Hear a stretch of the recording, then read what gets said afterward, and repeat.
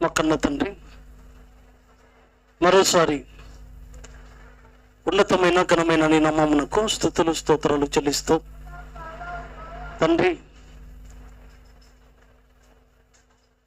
అనాది సంకల్పంలో మా గురించి ఆశపడి ఉన్నతమైన ప్రణాళికలు కలిగి ఒక ఆశయంతో ఈ లోకానికి నీ చిత్త నిమిత్తం ఈ లోకానికి పంపిన మమ్మలను దేవా నీ చిత్తాన్ని పూర్తి చేసుకొని తిరిగి రావాలని ఎదురు చూస్తున్నావు. ఆ క్రమంలో భాగంగానే మరోసారి నీ యొక్క కుమారుని గృహం ద్వారా నీ సన్నిధికి చేరుకున్నాం తండ్రి. చేరిన నీ ప్రియ పిల్లలంగా చెప్పబడుతున్న మాటలో పరమార్థాన్ని ఆలోచిస్తూ నీ ఉద్దేశాలను నీ ఆలోచనలను నా బ్రతుకులో పండించుటలో కృప చేయమని దేవా, అలాగే కొన్ని నిమిషాలు నీ పిల్లలతో నేను మాట్లాడబోతుండగా సమయోచితమైన జ్ఞానము, మరి ముఖ్యంగా ఆత్మ సహాయాన్ని దయచేయమని పెడుతూ సమస్త ఘనత మహిమ ప్రభావాలకే చెల్లిస్తూ ప్రభువైన యేసుక్రీస్తు పేరిట ఈ ప్రార్థన అడిగి పెట్టుకుంటున్నాం మా కన్న తండ్రి, ఆమేన్.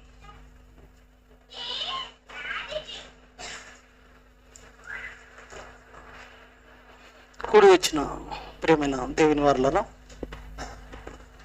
ప్రభువైన యేసుక్రీస్తు పేరిట వందనములు శుభములు తెలియజేస్తాం.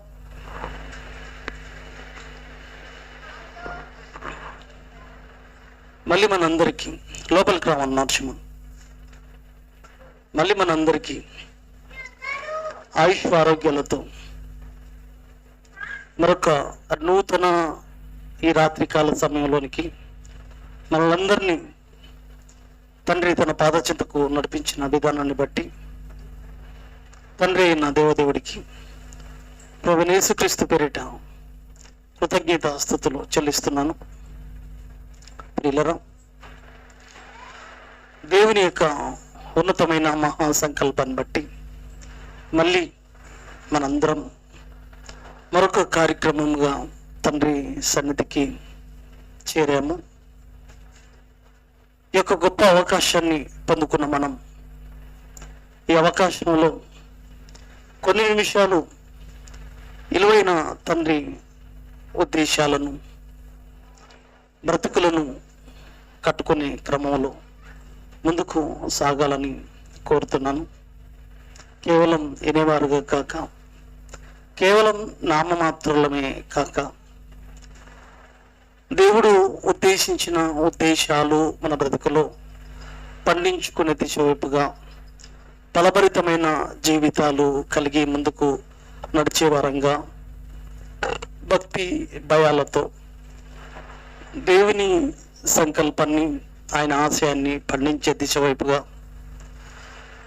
ప్రతి మాట మన బ్రతుకులో ఆయన కోరుకున్నట్లుగా మన బ్రతుకులో ముందుకు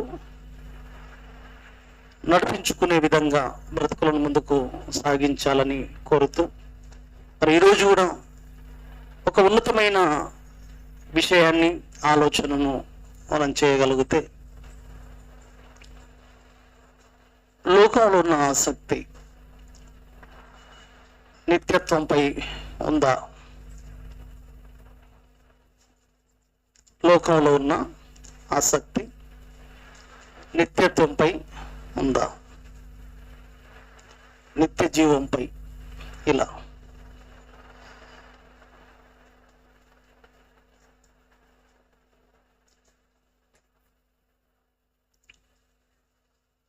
కాబట్టి ప్రియులారా, ఒక ఉన్నతమైన ఆలోచనలతో కూడుకున్న అంశం, లోకంలో మన బ్రతుకుల్లో ఎక్కువ దేనికి ప్రయారిటీ ఇస్తున్నాం? దేనికోసం ఎక్కువగా ప్రయత్నాలు కలిగి ఉన్నాం? అని రాసుకోండి. లోకంలో ఉన్న ఆసక్తి నిత్యత్వంపై ఉందా? నిత్య జీవంపై ఉందా? మహా బ్రతుకుపై ఉందా? వినండి, లోపలికి రావాలి నరసింహ. కాన్సన్ట్రేషన్ చేయండి. ఉన్నవాళ్ళు కొద్ది మంది కాబట్టి లోపలికి రండి, ఫ్యాన్ ఉంది, నాకు కూడా ఆసక్తి పెరుగుతుంది. దయచేసి గమనించండి ప్రియులారా, మంచి అంశం, చక్కటి విషయాలను తెలుసుకుందాం. మళ్ళీ మనందరికీ ఇంత గొప్ప భాగ్యం ఎవరికి లేని మనకు, ఎక్కడెక్కడనో తిరిగి వచ్చిన మనకు మళ్ళీ ఈ కృప దొరకడం అంటే, ఎక్కడనో తిరిగి వచ్చిన మనకు ప్రాణాలతో మళ్ళీ ఇక్కడ చేర్చడం అంటే ఇది మామూలు విషయం కాదు అన్నది గమనించండి. మన బ్రతుకుల్లో ఇంకా లోటు ఉంది, మన నుంచి ఇంకా ఆశయాలు ఉన్నాయి, మన నుంచి ఇంకా పూర్తి చేసుకోవాల్సిన లెక్కలు ఉన్నాయి అన్న సంగతి మర్చిపోకూడదు. లెక్కల్లో లేని వారం కాదు.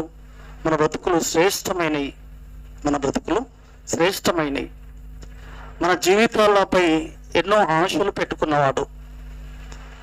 మన జీవితం చాలా విలువైనది కాబట్టి విలువైన జీవితం విలువ లేనిదిగా మీరు భావించుకోకూడదు. ఎవరికి విలువైందయ్యా అంటే, నీకు మహోన్నతమైన జీవితాన్ని తెచ్చిపెట్టేదంత విలువైనది. ఇంకా ఆలోచిస్తే ఎంత విలువైనదయ్యా అంటే, తన ప్రియకుమారుడైన యేసుక్రీస్తును బలిచ్చి కొనుక్కునేంత, బలిచ్చి కొన్న అంత విలువైనది. ఒక ప్రాణం పెట్టి కొనుక్కునేంత విలువైనది మన బ్రతుకు. విలువైన బ్రతుకు దేవుడికి మన పట్ల ఉన్న ఆలోచన. విలువైనది నీ జీవితం, విలువైంది కాబట్టి మన పైన అపారమైన ప్రేమ. ఆయన దృష్టిలో విలువ కలిగిన వారు మనం, లేకపోతే నలిపేసేవాడు. విలువైన ఈ బ్రతుకులు, దీని పరమార్థం తెలుసుకోకపోతే వేస్ట్ ప్రియులరా. కాబట్టి ప్రియులరా, మన అంశము మనం మాట్లాడుకోగలిగితే, లోకంలో ఆసక్తి చూపించే విషయాలు,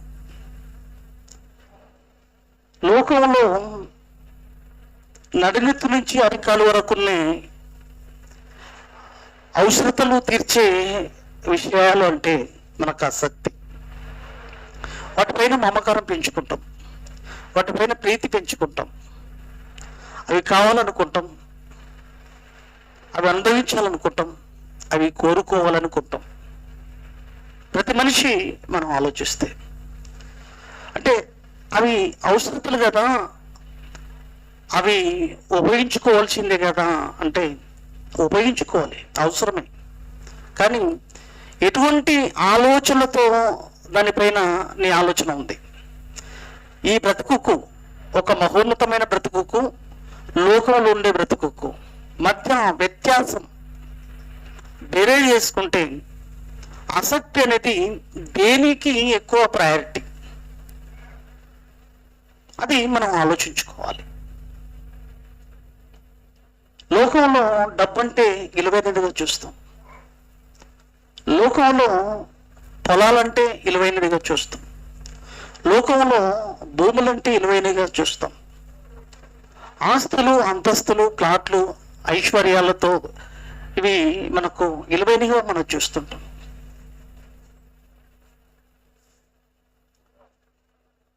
ఆలోచించండి ప్రియులరా, అవి చాలా ప్రాముఖ్యమైనవిగా మనం గమనిస్తుంటాం, గుర్తిస్తుంటాం. మన బ్రతుకులో వీటిని మించినవి లేవు అనుకునే ఆలోచనలతో వీటి పట్ల ప్రపంచమంతా పరుగులు తీస్తుంది.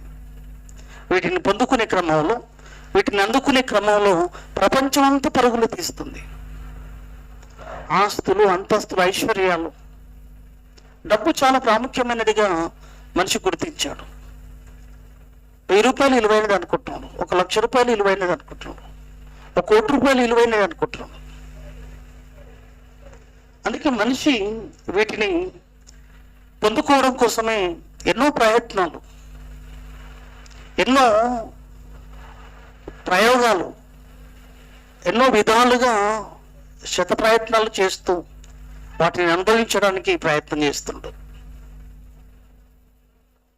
ఏది ప్రాముఖ్యం, ఏది ప్రాముఖ్యం కాదు, ఏది అత్యవసరం, ఏది అత్యవసరం కాదు, ఏటిపైన ఆసక్తి, దేనిపైన ఆసక్తి పెంచుకోకూడదు అని తెలియలేనంత ఆలోచనలతో మనిషి బ్రతుకులు ఉన్నాయండి. ప్రపంచ పరిస్థితి పోకడను మనం చూడగలిగితే ఇదే ఉంది. ఏ ఒక్కరైనా దీని తర్వాత ఒక బ్రతుకుందని, దీని తర్వాత ఒక జీవితం ఉందని దాని గురించి ఆలోచించే ఆలోచన మనిషికి లేదు. ఎంత విలువైనవిగా, ప్రాముఖ్యమైనవిగా ప్రయారిటీ ఇస్తున్నాడు, ఆసక్తిని చూపిస్తున్నాడు మనిషి. చదువులు కావచ్చు, డిగ్రీలు కావచ్చు, అధికారాలు కావచ్చు, ఏవైనా సరే వాటిపైన ఉన్న ఆసక్తి, మరో జీవితం పైన, మరో బ్రతుకు పైన మనిషికి ఆసక్తి లేకపోవడం అనేది చాలా బాధాకరమైన విషయం. అంతెందుకు ప్రియమైన దేవుని వారలారా, ఈరోజు క్రైస్తవ ప్రపంచాన్ని ఆలోచిస్తే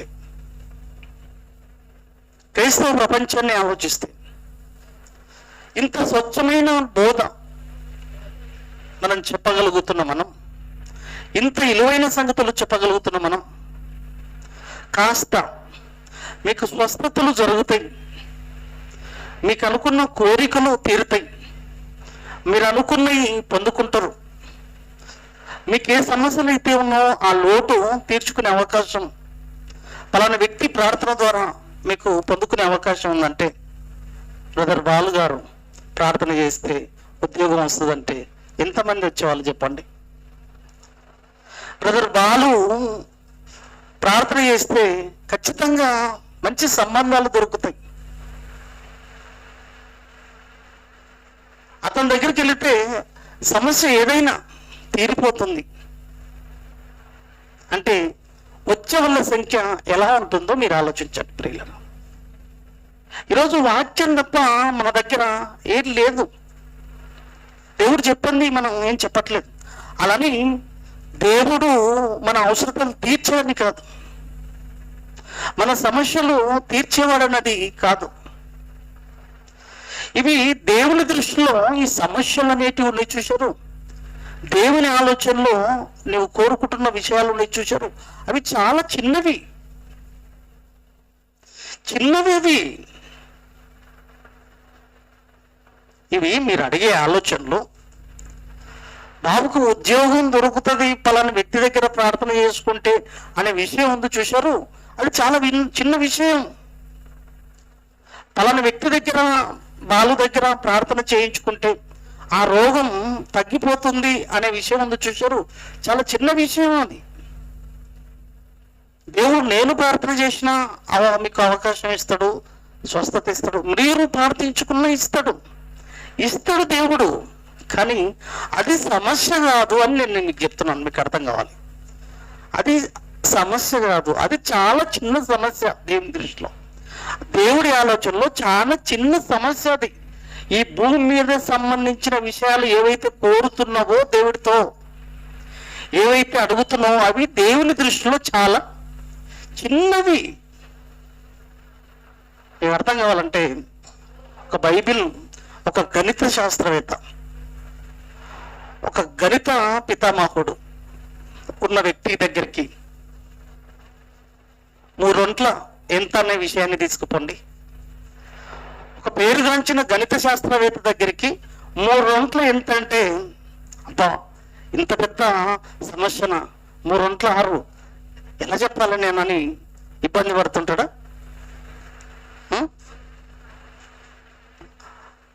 కదా, చెమటలు పట్టిపోతుంటాయి అతనికి. ఇంత పెద్ద సమస్య తెచ్చావని. అరే బాబు, అది పెద్ద సమస్యనా? 3 ఒంట్ల 6 అనే విషయం ఆ వ్యక్తికి ఎంత చిన్నదో, దేవుడు కూడా ఈ సమస్యలు కూడా అలాంటివే. ఈరోజు క్రైస్తవ సమాజం దీని గురించి ఆలోచిస్తుందండి. ఇవి సమస్యలుగా భావిస్తున్నాయి. సమాజాన్ని బయట పక్కకు పెట్టినా, వాటి గురించి మనం ఆలోచించకపోయినా, ఈరోజు క్రైస్తవ సమాజము కూడా, క్రైస్తవ సాక్ష్యాలు కూడా అలానే ఉన్నాయండి. అలాంటి బోధలు అంటే తండోపతండాపాలుగా పరిగెత్తుకుంటూ వస్తారు. ఆ సాక్ష్యాలను వినడానికే ఎన్నో వేల లక్షల మంది ఆ మీటింగ్లకు వెళ్తారండి. దానివల్ల ఫలితం లేదు.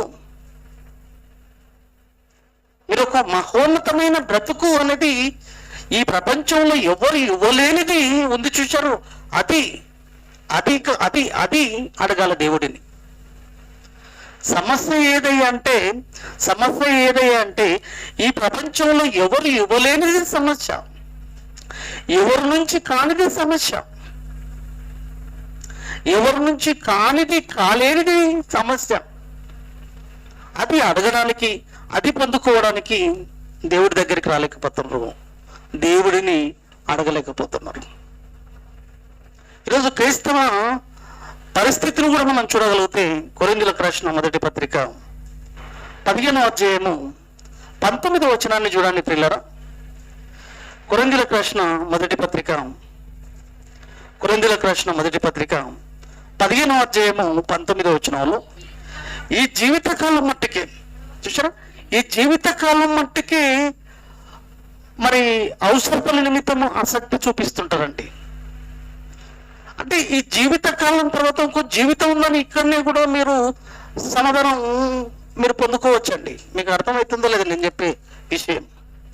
ఇక్కడ అపొస్తలుడైన పౌలు మాట్లాడుతున్న మాటలో ఇంకొక జీవితం కనబడుతుంది చూడండి. ఆ మాటలోనే మీరు బైబిల్లో ఇప్పటికే అరితేరి ఉంటే ఇక్కడనే చూపొచ్చండి. ఇంకో బ్రతుకుంది అనడానికి ఇక్కడనే చూపించవచ్చు. మీకు నిజంగా ఆలోచన అవగాహన మీ లోపల పెరిగితే, పెంపొందించుకుంటే, మీరు ఒక నైపుణ్యత కలిగి ఉంటే, బైబిల్ పైన శ్రద్ధ కలిగి ఉంటే ఇక్కడనే ఇంకో బ్రతుకుందనడానికి ఎక్కడో ఎత్తుకుపోయి చూపించవలసిన అవసరం లేదండి.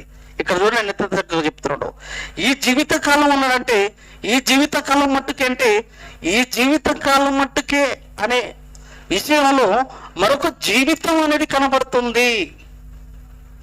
ఈ జీవితకాలం మట్టుకే అంటున్నాడు అంటే ఈ జీవితం కాకుండా మరొక జీవితం కూడా ఉంది అనేది ఇక్కడ చెప్పగానే చెప్తున్నాడు. ఇక్కడ ఈ జీవితకాలం మట్టుకే మనం క్రీస్తునందు నిరీక్షించిన వారమైన ఎడల మనుషులందరూ ఆసక్తి అదే పెంచుకుంటున్నారు కదా. మనుషులందరూ ఈ దేనిపైన ఆసక్తి, ఈ జీవితంలో ఈ లోకంలో ఉన్న ఆలోచనలపైన ఆసక్తి పెంచుకుంటున్నారు. ఈ జీవితంలో ఈ లోకంలో ఉన్న మనుషులందరికంటే దౌర్భాగ్యమై ఉందాము. ఇంకా నీకు వాడికి తేడా లేదు. నీ ఆసక్తి ఏంటి, నీ ఉద్దేశం ఏంటి, నీ ఆలోచనలు ఏంటి? ఆలోచించండి, మనసు పెట్టి ఆలోచించండి ప్రియులారా. అసలు ఒక క్రైస్తవుడు కూడా ఈ జీవితకాలం మట్టుకే మనం క్రీస్తును నిరీక్షించిన వారమైన ఎడల, ఈ జీవితం కోసమే క్రీస్తు దగ్గరికి వస్తే, ఇదే సమస్య బాబు అని మనం దేవుడి దగ్గరికి వస్తే, ఇది సమస్య కాదు, ఇది చిన్నది అని దేవుడు అంటున్నాడు. సమస్య అనేది ఈ ప్రపంచంలో ఎవరు చేయలేనిది ఉంది చూశారు, అలాంటిది సమస్యగా నా దగ్గరికి రావాలి. మీకు సమస్య ఏంటో తెలుసా? ఈ ప్రపంచంలో ఎవరు ఇవ్వలేనిది సమస్య నాన్న. ఈ జీవితకాలం మట్టికే ఒకవేళ నువ్వు క్రీస్తును నిరీక్షిస్తే, విశ్వసిస్తే, దేవుడి దగ్గరికి వస్తే, మనుషులందరికంటే దౌర్భాగ్యుడు ఈ జీవితం కాదు. ఈ జీవితం తర్వాత ఇంకోటి కనబడుతుంది, అది ఆలోచించాలి. ఏంటండి ఈ లోకంలో ఉన్న ఏవి శాశ్వతం, ఏవి మన అవసరతలు తీరుస్తాయి, ఏవి మనతో వచ్చేవి ఉన్నాయి చెప్పండి? ఏది పొందుకునే అవకాశం ఉంది చెప్పండి? ఈ లోకంలో దేనిపైన ఆసక్తి పెంచుకున్న విషయాలు ఉన్నాయి చూశారు, అవి ఏవైనా మనకు ఉపయోగకరంగా ఉంటాయా? అమ్మమ్మ అంటే ఈ జీవితంలో తృప్తి పొందొచ్చు. నేను ఒకటి మీకు చెప్పేది, వాటిని పొందుకోవద్దని నేను చెప్పట్లేదు, వాటి కొరకు మీరు ఆలోచించొద్దని చెప్పట్లేదు. అది ఎంతవరకు అంతవరకే ఆలోచించాలి. అది ఎంత అవసరమో అంతే. కానీ అదే జీవితం, అదే బ్రతుకు, ఇంకా దానికి మించినది లేదు అన్న ఆసక్తి దానిపైన పెంచుకోవడం అనేది అది సంతుష్టి సహితమైన భక్తి కాదు. ఆ భక్తి మిమ్మలను నిత్య శిక్షలోనికి తీసుకుపోతుంది. అటువంటి ఆలోచన మీలో ఉంటే, అటువంటి ఉద్దేశం మీలో దేవుడిలో ఉంటే అది బ్రతుకు మంచిది కాదు. దానికోసం మీరు ఎంత ప్రయాసపడ్డా, ఎంత ఏది చేసినా వ్యర్థం అంటాడు. ప్రసంగి 1:2 ఆయన మాటలను మనం చూడగలిగితే ప్రసంగి 2వ వచనంలో, ప్రసంగి 1:2 వచనంలో, వ్యర్థము వ్యర్థమని ప్రసంగి చెప్పుచున్నాడు, వ్యర్థము వ్యర్థము సమస్తము వ్యర్థము, సూర్యుని కింద నరులు పడుచుండు పాటు అంతటి వలన వారికి కలుగుచున్న లాభమేమి. చేశారు. ఎంత ఆసక్తి పెంచుకొని ఎంత వెనకేసుకున్నా, ఎంత దోచుకున్నా, సంపాదించుకున్నా, ఎంత లాభాన్ని పొందుకున్నా ఏం చేస్తావు చెప్పు? వ్యర్థం వ్యర్థం. ప్రసంగి చెప్పుచున్నాడు, వ్యర్థం సమస్తం వ్యర్థం. ఎందుకంటే సూర్యుని కింద నరులు పడుచుండు పాట అంతటి వలన వానికి ఏమైనా లాభాన్ని తెచ్చిపెట్టేది ఉందా? ఏం లాభం తెచ్చిపెడుతుంది? ఏది లాభాన్ని ఇచ్చేది ఉంది? ఏమి ఇస్తుంది చెప్పండి లాభం? అలానంది నాకు లాభకరంగా ఉంటుంది అని చెప్పగలుగుతావా? రేపు లోకాన్ని వదిలితే, నువ్వు పోతే ఏమన్నా ప్రాణం పోతే నీ కట్టుకున్న వారు ఏమైపోతారు? నీ సంపాదించుకున్న ఆస్తులు ఏమైపోతాయి? ఇవన్నీ మన బుర్రకు తట్టవా? అలానే వెళ్ళిపోతావా లోకంలోకి? ఒకసారి వెనక్కి తిరిగి ఆలోచించావా? ఏది నా పరుగు? నా ఆలోచనలు ఏంటి? నా ఉద్దేశాలు ఏంటి? నా చూపు దేనిపైన? నా ఆశయం ఏంటి? నా లక్ష్యం ఏంటి? ఈ గోల్ ఉండొద్దా? మన పిల్లల బ్రతుకులోనైనా ఈ గోళ్ళు, మన పిల్లల జీవితాలలోనైనా లక్ష్యాలు? అసలు సిసలైన లక్ష్యం నీ బ్రతుకులో దేవుడు పెట్టాడు. ఆ లక్ష్యం 60-70 సంవత్సరాల జీవితంలోనే సాధించాలి. 60-70 సంవత్సరాల జీవితం దాటిందా నీ వల్ల కాదు ఆ లక్ష్యాన్ని ఛేదించడం. చావు పుట్టుకల మధ్య ఉంది మన లక్ష్యం. చావు పుట్టుకల మధ్యన ఆ లక్ష్యాన్ని ఛేదించాలి. అది దాటిందా, అది ముగిసిందా, బ్రతుకు చాలా భయంకరం, బీభత్సం, భయంకరమైన చీకట్లో గలవబోతుంది. వెళ్ళిపోతావు, నీ వారికి ఏం తెలియదు, పెడతాం, ఉపయోగం లేదు, వేస్ట్. ఇంకా చూడు, లూకాసు వార్త 9:25 వచనంలో, లూకాసు వార్త 9:25 వచనం, ఒకడు లోకమంతయు సంపాదించి తను తాను పొగొట్టుకుని ఎడల.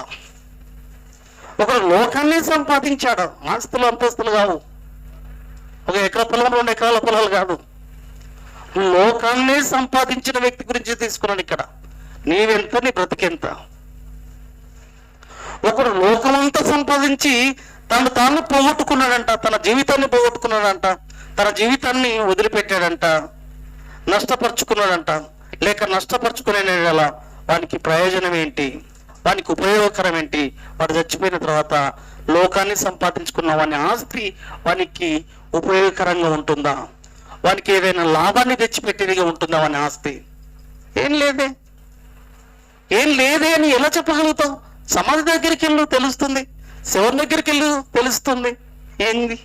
వట్టి చేతులతోనే కాటికి చేరాలి. ప్రేమను దేవుని వారలారా ఆలోచించండి ప్రియులారా. దేవుని కోసం ఉన్నతమైన ఆలోచనలతో, ఉన్నతమైన ఉద్దేశాలతో బ్రతుకుతున్న వారు ఉంది ఈ సమాజంలో. మణిమాణిక్యాలుగా దేవుడి కోసం బ్రతుకుతున్న వాళ్ళు చాలా మంది ఉన్నారు. దేవుడి కోసం లోకంలో కొంతమంది ఉన్నారు.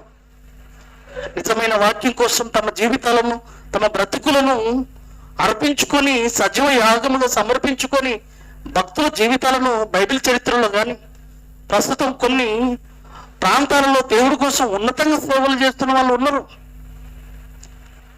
లోకం పైన కాదు, వాళ్ళు మహోన్నతమైన లోకం పైన ఆసక్తి పెంచుకొని వాళ్ళ యొక్క పేర్లు జీవగ్రంథంలో రాయబడుతున్నాయి. ఫిలిప్పీయులకు రాసిన పత్రిక 4:3 వచనంలో మనం చూడగలిగితే, అవును, బైబిల్లో భక్తులను చూస్తే వీళ్ళు లోకం పైన లేదండి, వీళ్ళు ఒక మహోన్నతమైన బ్రతుకు పైన ఆశ, మహోన్నతమైన జీవితం పైన, నిత్యత్వం పైన ఆసక్తి వీళ్ళకు. అవును, నిజమైన సహకారి. ఫిలిప్పీయులకు రాసిన పత్రిక 4:3 వచనం, అవును, నిజమైన సహకారి ఆ స్త్రీలు క్లెమెంతుతోనూ నా ఇతర సహకారులతోనూ సువార్త పనిలో మన బ్రతుకు సువార్త పనిలో ఉండాలి. క్రైస్తవుడు ప్రతి మనిషి పని చేయగలిగితేనే ఇదో కుటుంబం పోషింపబడుతుంది. అది వాస్తవం అనుకుంటే మరి నీ బ్రతుకు ఆ మహోన్నతమైన జీవితం, నీ బ్రతుకు మహోన్నతమైన జీవితంలో, నిత్యత్వంలో, లేదా ఆ మహోన్నతమైన బ్రతుకులో నీ పేరు జీవగ్రంథంలో రాయబడాలంటే నీవు పనిలో ఉండాలి. పనిలో లేకపోతే ఏమండి, పనికి ఆహార పథకం ఉంటుంది చూసారా? పేరెందుకు ఉంటుంది ఆ రోజు నీది? పనికి ఆహార పథకం, పనికి ఆహారం దేనికి? పని చేస్తే ఆహారం. అదేనా పనికి ఆహార పథకం ఉంటుందండి? పనికి ఆహార పథకం, పనికి ఆహారం ఎలా ఇస్తారు? పని చేస్తే ఆహారం. నువ్వు పని చేయనప్పుడు నీకు పేరెలా ఉంటుంది? ఇదో ఎంత చక్కగా ఉందో. సువార్త పనిలో నాతో కూడా ప్రయాసపడిన వారు గనుక వారి సహాయము చేయమని నిన్ను వేడుకొనుచున్నాను. ఆ సహకారులు ఏవిట్లో సహకారులు? దేవుని పనుల్లో సహకారులు కాబట్టి ఆ సహకారుల పేర్లు జీవగ్రంథమందు రాసుకుంటున్నారండి. వాళ్ళు పనిలో ఉన్నవాడు జీవగ్రంథంలో పేరు రాసుకుంటాడు. పనిలో లేకపోతే ఏ పనిలో ఆసక్తి? నీవు ఏ పని అంటే నీకు ఆసక్తి? ఏదంటే నీకు ఆసక్తి? మొగ్గ చూపుతున్నావు ఈరోజు. ఏమండి, 4 మాటలు వినిపోతే కాదండి, అసలు తీర్మానం చేసుకునకపోతే జీవిత సత్యం అర్థం కాదు. ప్రేమ దేవుని వాళ్ళు చనిపోయినంత వరకు అర్థం కాదండి. అలవాటు పడిపోయిన జీవితం, వాతవేయబడిన మనస్సాక్షి లోకంలో కదా, మనుషులను చూసి వాళ్ళని చూసి వాతలు వేసుకుంటున్నాం మనం. వాడు ఎలా బ్రతికితే మనం అలా బ్రతుకుతున్నాం. వాతలు వేయబడుతున్నాయి మనకు.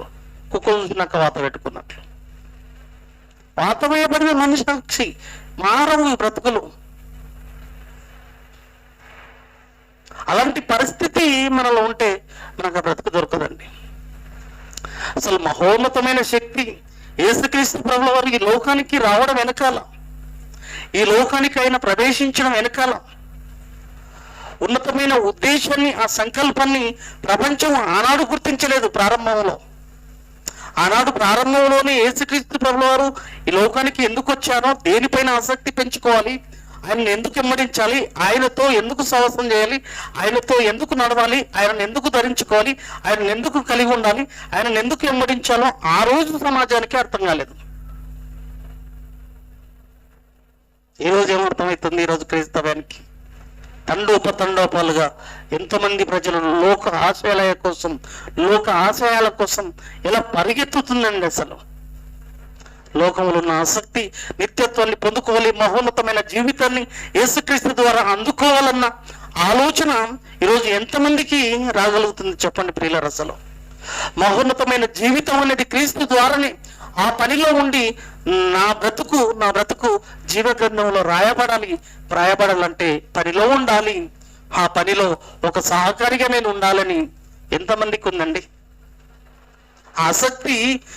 ఎంతమందికి ఉంది ఆసక్తి? ఎలా పెంచుకుంటున్నావు నువ్వు?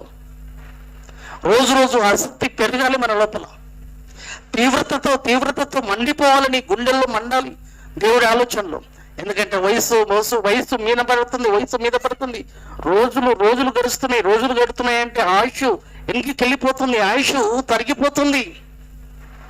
ఏమండి, నీ ఆయుష్ ఏమైపోతుంది? రోజు పెరుగుతుందా? ఏమండి, తరిగిపోతుందండి. కాలం గిర్రలు విరిగిపోతుంది. మంగళవారం వచ్చేసిందండి, ఇంకో మంగళవారం వచ్చేస్తుంది. ఏ మంగళవారమో మన మృత్యువు. ఏ మంగళవారం రోజు రాకుండా అయిపోతాం మనం. ఏ మంగళవారం రోజు మనం మృత్యువు ఒడిలోనికి వెళ్ళిపోతాం. వస్తున్నాయి మంగళవారాలు, వారాలు వస్తుంటాయి, రోజులు వస్తుంటాయి, గడుస్తుంటాయి. కానీ ఆ వారాలలో నీవు ఉంటావా అన్నది ఆలోచించాలి. కానీ నీ పోయినాక పరిస్థితి ఏంటి? ఇంతకు అంత శూన్యం. ఒక మాటలు చెప్పాలంటే నటన అండి, అసలు అంతే. ఈ నటన జీవితంలో కదా ఎలా జీవిస్తున్నావు? శ్వాసం అనుకుంటున్నావు బ్రతుకులు. ఇవన్నీ శ్వాసం అనుకుంటున్నావు బంధాలు. శ్వాసం కాదు నాన్న, జస్ట్ నటన. అమ్మ పాత్ర, నాన్న పాత్ర, అక్క పాత్ర, అన్న పాత్ర, పాత్రలు. కానీ దీంట్లోనే ఉండిపోతున్నాం ఇంకంతే. దీంట్లో ఉంటూ తండ్రి మహిమార్థమై బ్రతకాలి ఈ పాత్రల్లో. అది జీవిత సత్యం అంటే. ఈ పాత్రలో శాశ్వత బంధాన్ని పై ప్రీతి పెంచుకొని ఈ పాత్రలో తండ్రి మహిమార్థమై బ్రతకాలి. ఈ పాత్రలో తండ్రి ఇష్టాలను పండించేవి ఈ పాత్రలను తీర్చిదిద్దుకోవాల్సిన అవసరత ఒక యజమానిగా, ఒక తల్లిగా, ఒక తండ్రిగా, ఒక కుమార్తెగా నీకు ఉండాలి. అది దేవుడి ఉద్దేశం.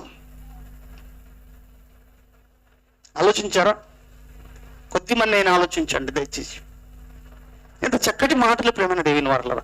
యేసుక్రీస్తు ప్రభుల వారు ఆయన భూమి మీదకి అడుగు పెట్టడంలో ఉన్న వెనక ఉన్న ఆలోచన, ఈ భూమి మీదకి రావడం వెనకాల ఉన్న ఆలోచన కూడా ఆ రోజు మొదటి సమాజానికి, ప్రారంభ సమాజానికి అర్థం కాలేదు. ఇప్పటికీ ఈ రోజు క్రైస్తవ సమాజానికి అర్థం కాలేదండి. ఆ రోజు మొట్టమొదటి సమాజం యేసుక్రీస్తును ఎందుకు ఎమ్మడించిందో, ఏ ఆలోచనలతో ఎమ్మడించిందో, ఏ ఆలోచనల పైన ఆసక్తిని పెంచుకున్నారో ఆయన దగ్గరికి రావడంలో ఒకసారి మనం చూడగలిగితే, చూడండి ప్రియులారా, యోహాను సువార్త 6వ అధ్యాయము 22వ వచనం అండి. ఎలాంటి ఆలోచనల పైన ఆసక్తి పెంచుకుంటున్నారో, ఏ ఉద్దేశంతో క్రీస్తు వచ్చాడు, ఏ విషయాల నిమిత్తము ఆయన ఈ భూమి మీదకి అడుగు పెట్టాడు, ఏ విషయాల కోసం ఆయన నెమ్మడించాలని ఆలోచన లేని వారుగా బ్రతికిన పరిస్థితి అండి ఆ రోజు సమాజం. చూడండి ప్రియులారా, 22 నుంచి యోహాను సువార్త 6వ అధ్యాయం 22వ వచనంలో, మరునాడు సముద్రపు తొదిరిన, యోహాను సువార్త 6:22, మరునాడు సముద్రపు తడిన నిలిచి ఉన్న జన సమూహము వచ్చి చూడగా, సముద్రపు తడిన నిలిచి ఉన్న జన సమూహము వచ్చి చూడగా ఒక చిన్న దోణి తప్ప అక్కడ మరి ఒకటి లేదనియు, యేసు తన శిష్యులతో కూడా దోణి ఎక్కలేదు గాని ఆయన శిష్యులు మాత్రమే వెళ్ళారనియు తెలుసుకున్నారంట ప్రజలు. ఈ ప్రజలు తెలుసుకున్నారంట. తెలుసుకొని ఏం చేశారంటే, చూడండి, అయితే 23, అయితే ప్రభు కృతజ్ఞతాస్తుతులు చెల్లించినప్పుడు వారు రొట్టె పూజించిన చోటునకు దగ్గరున్న తిబేరియా నుండి వేరే చిన్న దోణులు వచ్చాను. ఒకనొక సందర్భంలో చేసిన ప్లేస్ అది, ఆ ప్లేస్ నుంచి వచ్చాయంట. 24, కాబట్టి యేసును ఆయన శిష్యులను అక్కడ లేకపోవట జనసమూహము చూచినప్పుడు, ఆ జనసమూహం చూశారంట, యేసు లేడు అక్కడ, తన శిష్యులు లేరంట.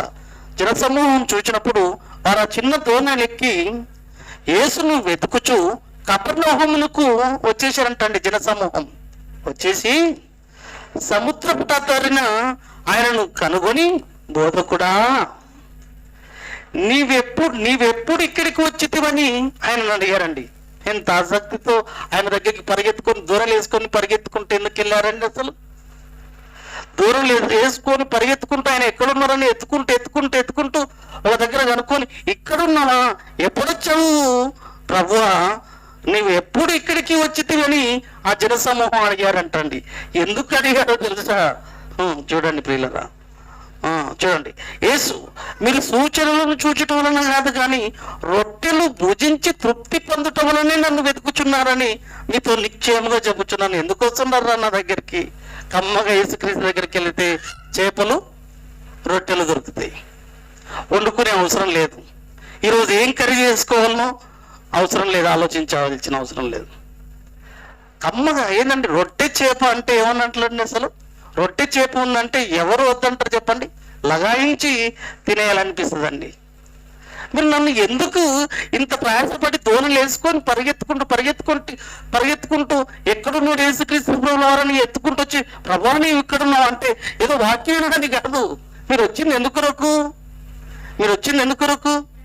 చూడండి ఏమంటాడు, మీరు సూచనలు చూచటం వలన కాదు కానీ రొట్టెలు భుజించి తృప్తి పొందటం వలనే నన్ను వెతుకుచున్నారని మీతో నిశ్చితంగా చెప్పుచున్నాను అంటున్నానండి. మొహమాటం లేకుండా చెప్పేస్తుంటారు దౌర్భాగ్యులు. అసలు ప్రభు ఎందుకు వచ్చాడో తెలియదు. ఈరోజు కూడా అలానే వెళ్తున్నారండి. అసలు ఏంటో ఇంత ఆసక్తి, దీనిపైన ఉన్న ఆసక్తి, ఒక మహోన్నతమైన జీవితాన్ని పొందుకోవాలి ఆయన ద్వారా అని వెంబడించాలన్న ఆసక్తి, ఆలోచన లేదు. ఆసక్తి ఉండకూడదు. లోకానికి ఉన్న ఆలోచన చూడండి ప్రియులారా, ఎంత ఆసక్తి లోకం అంటే. తిండికి సంబంధించింది, తిండి అంటే పొట్టనే కదండి, జానడు పొట్ట. కోటి విద్యలు ఉన్నాయి చూశారు, జానడు పొట్టకే. కోటి విద్యలు ఉన్న మమకారం ప్రేమైన దేవుని వరలరా మహోన్నతమైన జీవితం కోసం ఉన్నాయా చెప్పండి? కోటి విద్యలు దేనికోసం అండి? కోటికి, జానడు పొట్టకే. జానడు పొట్ట కోసం కోటి విద్యలు. ఈ కోటి విద్యలలో ఏ విద్యనైనా ఒకటి అభ్యసించాలి, నా జీవితాన్ని, నా బ్రతుకును ఆనందమయం చేసుకోవాలన్న ఆలోచన తప్ప మరొక్కటి లేదు. అంత ఆసక్తి దాని మీద ఉంది. కానీ పిల్లరా, ఈ బ్రతుకు తర్వాత ఉండే బ్రతుకు కోసం ఆసక్తి ఎవరికి ఉంది చెప్పండి? అసలు అందుకే అంటున్నారండి యేసుక్రీస్తు ప్రభువు వారు, చూడండి 27వ వచనంలో, క్షయమైన ఆహారం కొరకు కష్టపడకుడి కానీ నిత్య జీవము కలుగజేయు అక్షయమైన ఆహారం కొరకే కష్టపడుడి. క్షయమైన ఆహారం కొరకు కష్టపడకుడి కానీ నిత్య జీవము కలుగజేయు అక్షయమైన ఆహారం కొరకే కష్టపడుడి. మనుష్య కుమారుడు దాన్ని మీకు ఇచ్చును. ఇందుకే తండ్రి అయిన దేవుడు నాకు ముద్ర వేసి ఉన్నాడు. ఆ మహోన్నతమైన లోకాన్ని ఇచ్చేవాడను నేను. అందుకోసం మీరు నన్ను ఎతకాలి, అందుకోసం నా దగ్గరికి రావాలి. క్షయమైన ఆహారం కోసం ఎందుకురా బాబు? ఇప్పుడు తింటే మధ్యాహ్నం అరుగుతుంది, మధ్యాహ్నం తింటే రాత్రికి అరుగుతుంది, రాత్రి తింటే పొద్దుగాల అరుగుతుంది. అరే, ఈ భూమి మీద ఉండే అవసరతల కోసం ఎందుకు నన్ను వెంబడిస్తారా? ఈ సమస్యలు, ఇప్పుడు ఈ సమస్య పోవచ్చు, మళ్ళీ రేపు రాదు సమస్య. ఒంట్లో ఏదన్నా సమస్య ఉంది, ఆ సమస్య ఈరోజు పోతుంది ప్రార్థన చేస్తే, మళ్ళీ రేపు రాదా? మళ్ళీ ఎల్లుండి రాదా? మళ్ళీ ఒక సంవత్సరం తర్వాత రాదా? ఈ సమస్యలు వస్తూనే ఉంటాయి నాయన. ఇది వద్దు బిడ్డ. ఒక మహోన్నతమైన లోకం, మహోన్నతమైన బ్రతుకు, నిత్యత్వం, నిత్య సుఖాలతో కూడుకున్న ఆ బ్రతుకు కోసం మీరు ఆలోచించండి. నాశనం అయిపోయే బ్రతుకు కోసం మీరు కష్టపడకండి. క్షయమైన ఆహారం కోసం, క్షయమైన అంటే నాశనం అయిపోయే, క్షయమైన అంటే నాశనం అయిపోయే ఆహారం కొరకు కష్టపడకూడదు కానీ నిత్య జీవము కలుగజేయు అక్షయమైన ఆహారము, నాశనము కాని ఆహారం కొరకే కష్టపడి. మనుష్య కుమారుడు దానిని మీకు ఇచ్చడానికి 2000 సంవత్సరాలైన భూమి మీదకి వచ్చాను. తండ్రి అందుకేనా నీ భూమి మీదకి పంపించాడు. నేనే దానికి మార్గమును, నేనే దానికి జీవమును, సత్యమును. నా ద్వారా తప్ప తండ్రి దగ్గరికి ఎవరు తీసుకెళ్లరు. నా ద్వారానే అమ్మ ఉన్నతమైన లోకం. అందుకు నన్ను ఎమ్మడించండిరా, అందుకు నా పైన ఆసక్తి పెంచండి. వాక్యం కోసం ఆసక్తిని పెంచుకోండి. ఆ మహాబ్రతుకు, ఈ లోకం పైన ఆసక్తి పెంచుకుంటున్నారా, అది వ్యర్థం, సమస్తము వ్యర్థం. సూర్యుని కింద పడు పాట అంతటి వలన ఆ మనిషికి ఏం లాభం? ఆ వ్యక్తికి ఏం ప్రయోజనం ఉంది? ఒక మనిషి సూర్యుని కింద ఎంత పాట పడుతున్నాడో తెలుసా, ఎంత కష్టపడుతున్నాడో తెలుసా? తన కుటుంబాన్ని పోషించడం కోసం పోషించు, కష్టపడు. కానీ 24 గంటలు బ్రతకదేనా? పొద్దు స్నానం డ్యూటీలో కూర్చుంటే రాత్రికి వస్తే పడుకుంటే, మళ్ళీ పొద్దు స్నానం డ్యూటీలో రాత్రికి వస్తే పడుకుంటే, పొద్దు స్నానం డ్యూటీలో రాత్రికి వస్తే పడుకుంటే, వృద్ధాప్యం వచ్చేసే, ఆ తర్వాత జీవితం ముగించే. ఇంతేనన్న జీవితం.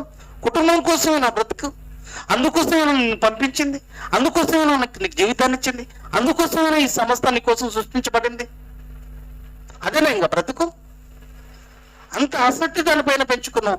ఒక మహోన్నతమైన బ్రతుకు జీవితం ఉంది. ఆ జీవితాన్ని పొందుకోవాలన్న ఆసక్తి, ఆలోచన అనేది నీకు లేదా?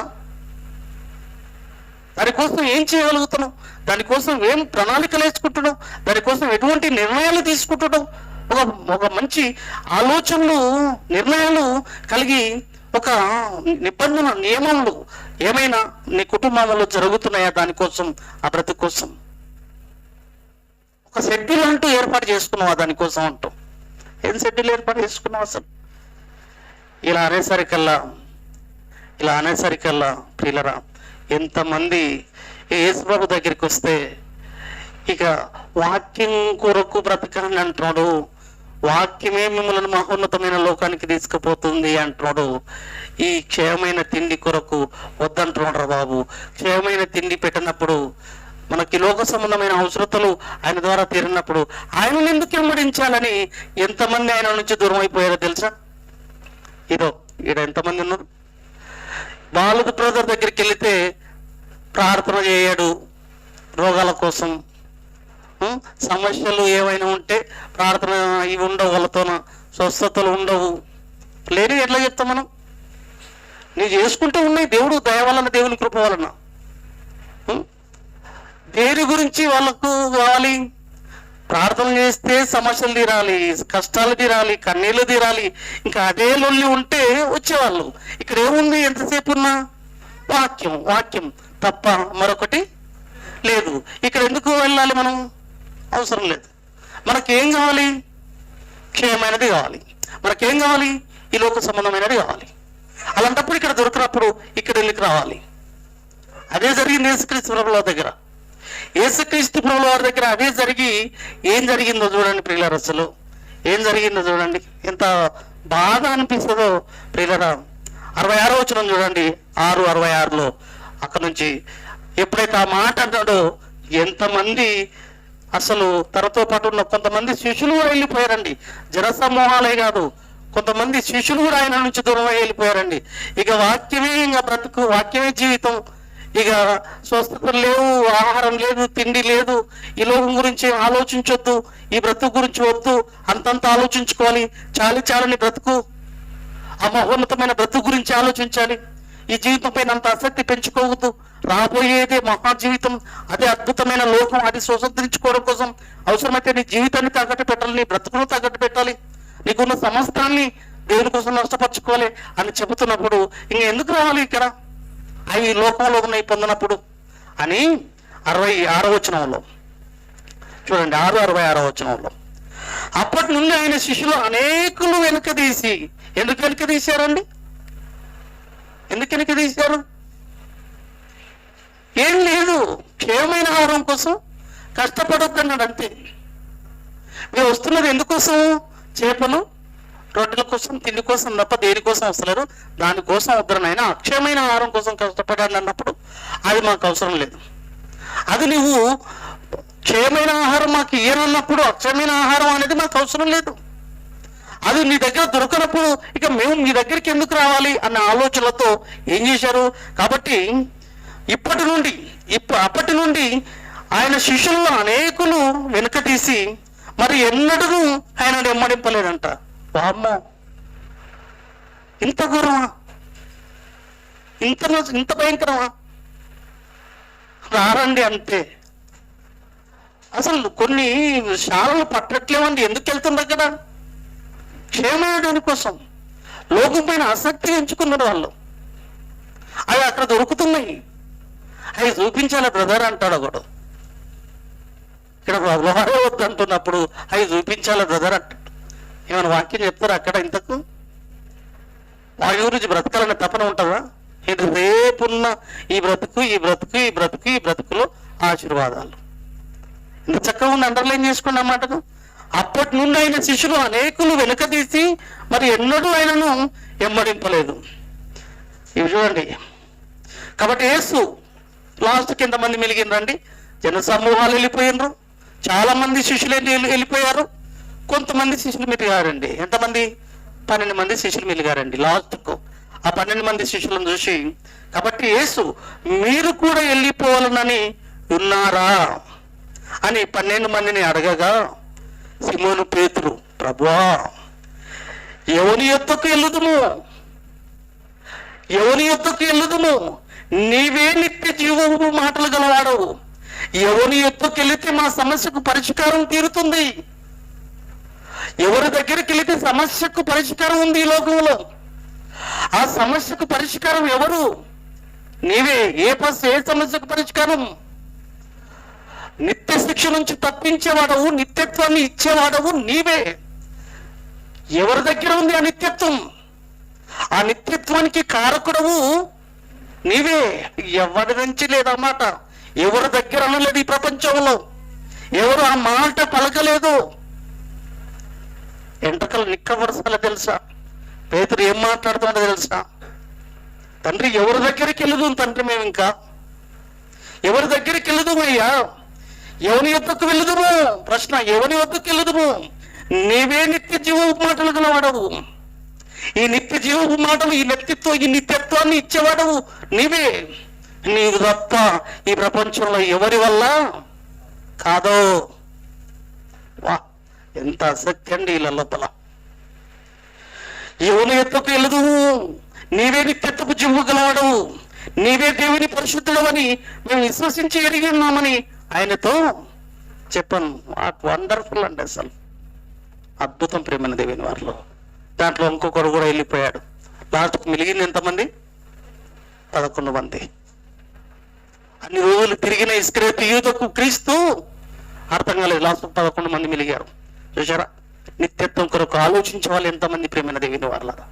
నిత్య జీవం కోసం ఆసక్తిని పెంచుకునే వాళ్ళు ఎంతమంది ప్రేమైన దేవుని వారలారా? ఈ మాటలు మర్చిపోకండి ప్రేమైన దేవుని వారలారా. ఈ మాటల అద్భుతమైన ఈ పరమార్థాన్ని విడిచిపెట్టకండి ప్రేమైన దేవుని వారలారా. ఎవరి యొక్కకు ఎల్లుదుము అన్నాడంటే ఎవరి యొక్క ఈ ప్రపంచంలో లేదు. నిత్యత్వాన్ని ఇచ్చే సామర్థ్యత గలవాడు యేసుక్రీస్తు ప్రభుల వారు. ప్రభు యేసుక్రీస్తు ప్రభుల వారు, రక్షకుడైన యేసుక్రీస్తు ప్రభుల వారు. నా యేసే ఆ మహోన్నతమైన లోకాన్ని ఇవ్వగల సమర్థుడు. ఇదండి అద్భుతం. ఇది ఆసక్తి పెంచుకోవడం అంటే. ఇటువంటి ఆలోచనలో నీవు బ్రతకగలిగితే మహోన్నతమైన జీవితాన్ని సొంతం. అదేరా బ్రతకంటే, అదేంటే జీవితం అండి. అసలు ఏంటండి లోకంలో ఏదండి? అసలు ఏది మనల్ని కాపాడేది? ఏది మనతో వచ్చేది? సూర్యుని కింద ఏమన్నాడండి ఆ మాట? ఏమన్నాడు ఆ మాట? చూడండి ఎంత చక్కగా ఉందో ఆ మాట, ఎంత విచిత్రంగా రాయబడ్డదో ఆ మాట. సూర్యుడి కింద నరులు పడుచుండు, సూర్యుడి కింద మనిషి పడుచుండు పాట అంతటి వలన వానికి లాభం ఏంటి? అసలు ఏముందండి లాభము? క్రీస్తు పైన, వాక్యం పైన ఆసక్తి పెంచుకుంటేనే తప్ప. నిత్యత్వం అంటే ఎందుకు నీకు అంత తీసి పడేసేసావు?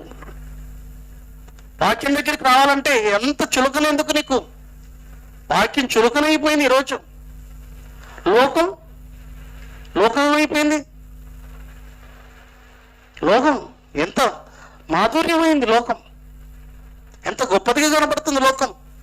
వాక్యం చులకన. వాక్యం పోదంలే, చూతంలే. ఏంట్రా బాబు, నీకు ఏమర్థమైంది? బుర్రకేవెక్కింది వాక్యం నిత్యత్వాన్ని ఇచ్చేది, మహోన్నతమైన జీవితాన్ని ఇచ్చేది. రేపు నీకు చావాలి, ఉండేటోడు కాదు, ఉండిపోయానికి రాలేదు, వచ్చినవాడవు, ఉన్నవాడవు కాదు. ఇక్కడికి వచ్చిన వాళ్ళం బుర్రకెక్కాలి, మైండ్కి ఎక్కాలి ఆలోచనలు. వచ్చిన వాళ్ళం మనం, ఉండిన వాళ్ళం కాదు. ఉండినవాడవు కాదు, వచ్చినవాడవు, వెళ్ళిపోయేవాడవు, ఉండడానికి వచ్చిన దానవు కాదు. అప్పుడు ఉంటుంది నీ కాట. వదిలో ఎప్పుడు ఏ రూపకంగా మృత్యువు నేను కబలించదా? అది ఏ రూపకంగా నిన్ను కబలించుతుందో నీ ఊహించుకున్నావా? ఎటువంటి పరిస్థితుల్లో నీ చావు ఉందో నీకు తెలుసా? ఎంత భయంకరంగా ఉంటుందో తెలుసా? అది ఎంత భయంకరమైన పరిస్థితుల్లో నేను మరణించినా నిత్యత్వం నా సొంతం. ఎందుకు? వాక్యం అంటే ఆసక్తి, దేవుని ఆలోచనలు అంటే ఆసక్తి, దేవుని ఉద్దేశాలు అంటే ప్రీతి. దేవుడి తర్వాతనే ఏదైనా, దేవుడే ప్రాముఖ్యం, దేవుడే నా జీవితంలో ముఖ్యం. ఆ తర్వాత ఏదైనా, ఎవరైనా, ఏంటైనా అది సవాలు నా బ్రతుకులో. నిలబడి తెగించు జీవితం. అటువంటి సహోత్సపేతమైన నిర్ణయాన్ని తీసుకుంటేనే ఆ మహోన్నతమైన బ్రతకండి. అసలు ఆ 11 మంది తర్వాత అపోస్తలుల కార్యంలోకి వెళ్ళిన తర్వాత 12 మంది తయారై ఆ 12 మంది ప్రపంచాన్ని ఒక్కసారి ఊపిర్చారండి దేవుడి మాటలతో. కుదిపారండి అసలు ఆ రోజు ప్రపంచాన్ని కుదిపారండి దేవుడి మాటలతో. ఈరోజు నీ వరకు నా వరకు రాగలిగాయి. ఎంత శక్తి సామర్థ్యం కలిగినవైతే నీ దగ్గరికి, నా దగ్గరికి రాగలుగుతున్నాయి. ఇటువంటి మాటలపైన ఆసక్తి పెంచుకుని జీవితాలని త్రోపాయంగా వాళ్ళు తుంచేశారు. ఇక్కడికి రాగలిగాయి. నీవు కూడా అలా చేయగలిగితే నిత్యత్వ మహా జీవితం. యేసు వచ్చింది అందుకు. ఏం చెప్తుందండి సమాజం? ఈరోజు క్రైస్తవ సమాజం ఏం మాట్లాడుతుంది?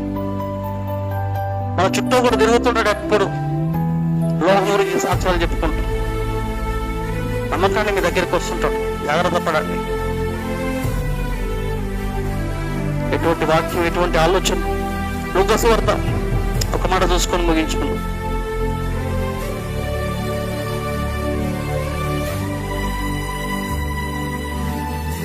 లూకా సువార్త 10వ అధ్యాయం 38వ వచనం. లూకా సువార్త 10వ అధ్యాయం 38వ వచనం. అంతటా వారు ప్రయాణమైపోవచ్చుండగా ఆయన ఒక గ్రామంలో ప్రవేశించిన మార్తాను ఒక స్త్రీ ఆయనను తన ఇంట చేర్చుకొనెను. ఆమెకు మరియాను సహోదరి ఉండెను. ఆమె యేసు పాదాల దగ్గర కూర్చుండి ఆయన బోధ ఇనుచుండెను. మరియా చూడండి, ఆమెకు మరియాను సహోదరి ఉండెను. ఆ సహోదరి అయిన మరియా యేసుక్రీస్తు పాదాల దగ్గర కూర్చుండి ఆయన బోధ ఇనుచుండెను. ఆయన మాటల్లో ఏముందో తెలుసా? నిత్యత్వం ఉంది. యేసుక్రీస్తు ఎందుకు వచ్చాడో తెలుసుకున్నది మరియా. మార్తకు అర్థం కాలేదు.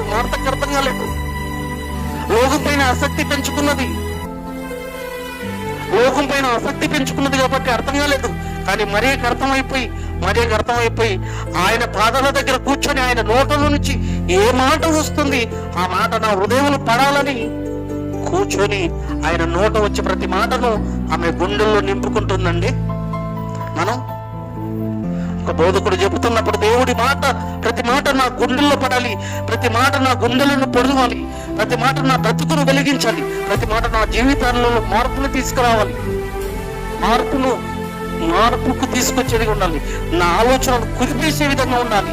ఆ మాటలు ఈరోజు ఒక మంచి నిర్ణయం తీసుకోవాలి. నా భర్తతో నేను, నా భర్త, పిల్లల భవిష్యత్తు, పిల్లల జీవితాలు ప్రేమను దేవుని వారంలో ఈ చదువులు అయిపోతే పై చదువులకు వెళ్ళిపోతారు.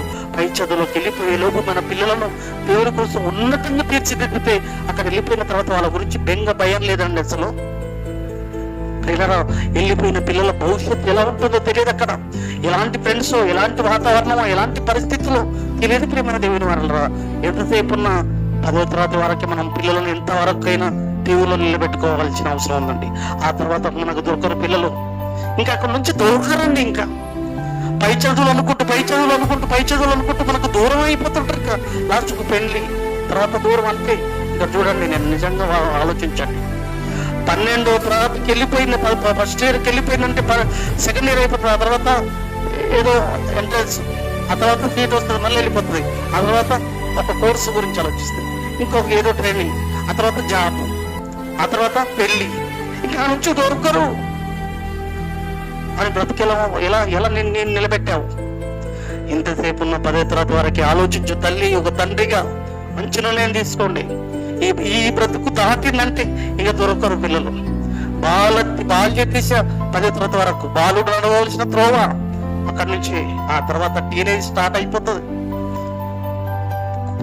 తల్లిదండ్రుల నుంచి దూరం అయిపోతారు పిల్లలు. ఇంకా నుంచి సమాజంలోనికి వెళ్ళబోతారు పిల్లలు. 10వ తరగతి దాటిందంటే సమాజ పరిస్థితి ఎలా ఉంటుందో తెలియదు. కాబట్టి ప్రేమైన దేవుని వారలారా, మంచి నిర్ణయం తీసుకొని దేవుని కోసం ఉన్నతమైన ఆలోచనలతో జీవితాలను పెట్టుకొని, లోకం పైన అంతంత మాత్రం ఆలోచనలు పెట్టుకొని, మనకు కావలసిన అవసరతలు కూడు గుడ్డ అంతకు మాత్రమే ఆలోచించుకొని, దానికంటే ప్రియాతి ప్రియమైనది నిత్యత్వపు ఆలోచనలతో కూడుకున్న మహాజీవితాన్ని పొందుకొని, ఆలోచనలపైన ఆసక్తిని పెంచుకొని, దేవుని కోసం ఉన్నతంగా బ్రతికే ప్రయత్నంలో మన బ్రతుకులను ముందుకు నడిపించుకోవాలని మరీ కోరుతూ ఈ నా మాటలు ముగిస్తున్నాను.